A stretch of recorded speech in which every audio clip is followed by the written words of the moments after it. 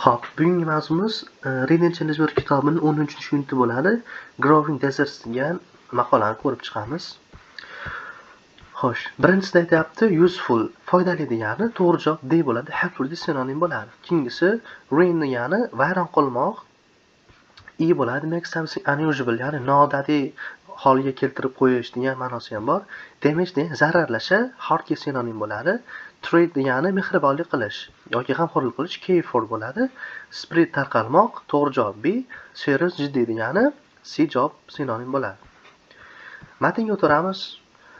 There are deserts all over the world. Butun dunyo bo'ylab sahrolar bor. They can be found in Africa, China, South America and North America. Ular Afrikada, Xitoyda, Janubiy Amerika va Shimoliy Amerikada topilishi mumkin. In some places deserts are growing. Ba'zi joylarda bo'lsa sahrolar o'syapti, kengayapti. This is a serious problem because deserts destroy farmland and ruin land where animals live. Bu juda ham jiddiy muammo, chunki sahrolarning kengayishi o'sha ferma yerlarni vayron qilyapti va hayvonlar yashagan joyni ham barbod qilishga sababchi bo'lyapti. When people cannot grow food or find animals to eat, they have to leave their homes. Qachonki odamlar ovqat yoki hayvon topisha olmasa, iste'mol qilish uchun ular uylarini tark etishga majbur bo'lyaptilar. Sometimes nature can cause deserts to spread. Ba'zi hollarda bo'lsa, tabiatning o'zi ham sahrolarning kengayishiga sabab bo'ladi. Wind can move sand away from deserts and out useful lands. Shamol qumni sahrolardan uzoqqa va foydali yerlarga uchirib ketadi, deyapti. Foydalanish uchun qulay bo'lgan yerlarga. When there is no rain for a long time, plants die and deserts grow. Qachonki u yerda uzoq vaqt yomg'ir yog'masa, o'simliklar o'lishi mumkin va sahrolar kengayib ketadi. However, humans can also cause deserts to grow. Shunga qaramasdan, odamlar ham sahrolarda kengayib ketishiga sabab bo'lyapti. This is called desertification. Bu holat esa cho'llashish deb ataladi. And it happens in many ways. Va bu juda ham ko'p yo'llarda sodir bo'ladi. One way is when people cause too much air pollution, which can make an area hotter. Bitta yo'li shuki, qachonki odamlar juda ham ko'p havo ifloslanishiga sabab bo'lishmoqda va o'sha hududlarni qizdirib tashlayapti bu narsa. Hotter weather can reduce the amount of rain as well. O'sha issiq ob-havo bo'lsa, yomg'ir miqdorini kamaytiryapti. Too many people in one area can also damage the land. Xo'p, bitta hududdagi ko'p odamlar ham o'sha yerni zararlashi mumkin. In addition, having many animals can harm the land. Qo'shimcha ravishda hayvonlarning ko'p bo'lishi ham yerni zararlaydi. When large animals like cows walk on soil too much, they turn into dust. Misol uchun, sigirga o'xshagan katta hayvonlar qumning ustida juda ko'p yurishadi va uni changga aylantirishadi. The wind easily blows this away. Shamol bo'lsa o'sha changni osonlik bilan uchirib ketadi. Trees help hold water in the ground. Daraxtlar bo'lsa, yerning ostida suvni ushlab turishga yordam beradi. When people cut down too many trees, less water stays in the ground and the soil is ruined. Qachonki odamlar juda ko'p daraxtlarni kesishsa, suv tagida, yer tagida suv kam qoladi va qumlar, yerlar yorilishni boshlaydi. All of these things can be speed up desertification. Bu hollarning barchasi cho'llashni tezlashtirishi mumkin. To stop deserts from growing, people must think of ways to treat the land better. Cho'llarni o'sishini to'xtatish oldini olish uchun odamlar yerga yaxshiroq munosabatda bo'lish yo'lini o'ylab topishlari zarur. Xo'p, savollarga o'tiramiz. What is the main idea of the reading? Ya'ni matnning asosiy g'oyasi nimada? Where the world's deserts are? O'sha dunyoni sahrolari qayerda? How people live in deserts?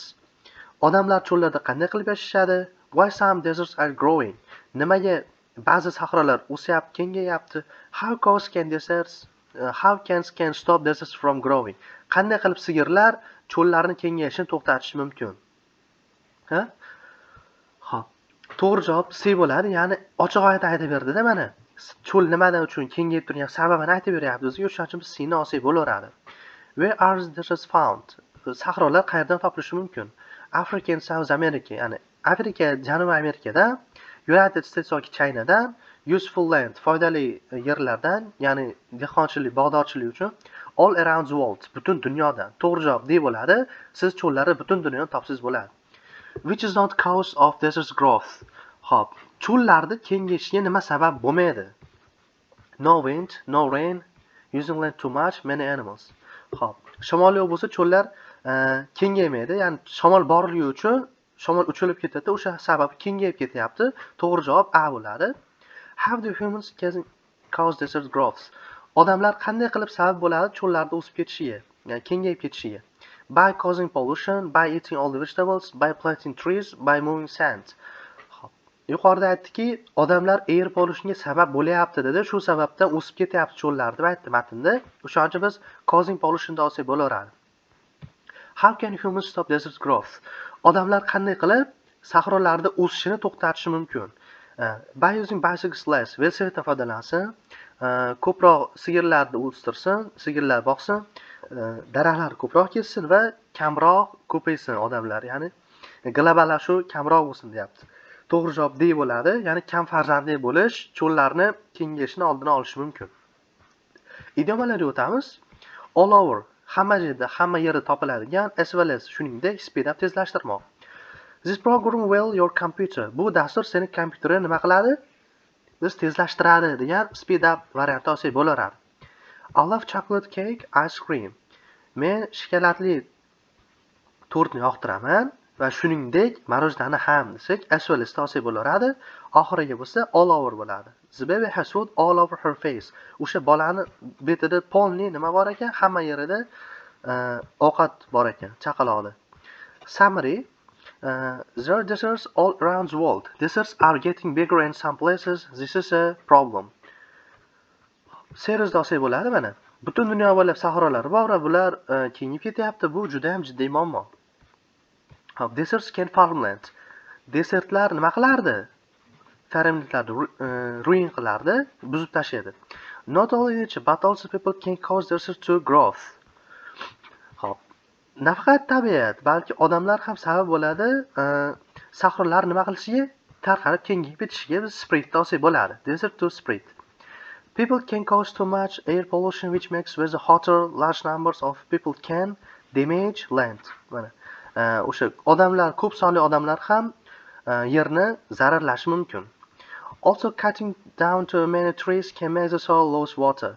People must the land better if they want a desert growth. Oxirida mana treat qolyapti. Odamlar o'sha yaxshi parvarish qilishlari kerak yerda, agar ular cho'llashish, o'sib ketishini xohlashmasa. Testga o'tamiz. My doctor told me to the amount of coffee I drink. Meni doktorim aytdiki, men ichayotgan kofening miqdorini nima qilishni? Reduce, spread, growth. Xo'p, to'g'ri javob B bo'ladi. Reduce degani kamaytirmoq. Shu kamaytirishni aytdi deyapti. She studied very hard, so she passes the test. U juda ham qattiq o'qidi va shuningdek testdan qanaqa o'tib ketdi? Easily o'tib ketdi, osonlik bilan o'tib ketdi. The flowers will quickly if you give them water every day. Gullar tezda nimadir ham bo'ladi agar sen ularga har kuni suv quysang. Nima bo'ladi? O'sadi, grow desa bo'laveradi. I have a problem, I can't find my car. Menda qanaqadir muammo bor, men mashinamni topolmayapman. Serious desa bo'ladi. Menda jiddiy muammo bor, mashinamni topolmayapman. Too many rabbits will your garden. They eat anything. Ko'plab quyonlar seni bog'ingni nima qiladi? Hop, taking, spread, treat, ruin. Ruin, ya'ni vayron qilib tashlaydi, buzib tashlaydi hamma joyini va ular hamma narsani yeb tashlaydi. If you get a cold, it can to other people. Agar sen gripp shamollagan bo'lsang, bu boshqa odamlarga nima qilishi mumkin? Yuqishi mumkin. Biz shunda dini olsak bo'ladi, spread olsak bo'laveradi. They walked across by the ocean. Ular okean orqali qayerdan kesib o'tdi?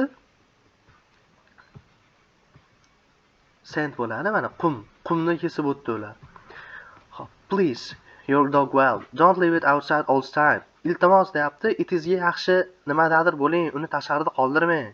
Treat bo'ladi. Fe'l kelishi kerak chunki. Very strong winds are to trees. Juda ham ko'plab shamollar daraxtlarda nima qiladi? Ar kelyapti demak biz zamoniga qarab turib bino olsak bo'laveradi. Xo'p. Oxirgisi, a dictionary is very for studying another language. Bu lug'at juda ham qanaqadir ekan o'qish uchun boshqa til orqali. Useful, use, usefulness. To'g'ri javob A bo'ladi. O'sha boshqa til o'rganish uchun bu lug'at juda ham foydali ekan.